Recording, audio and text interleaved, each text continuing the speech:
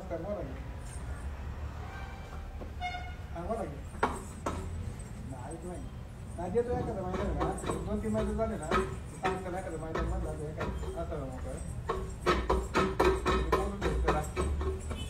हे हा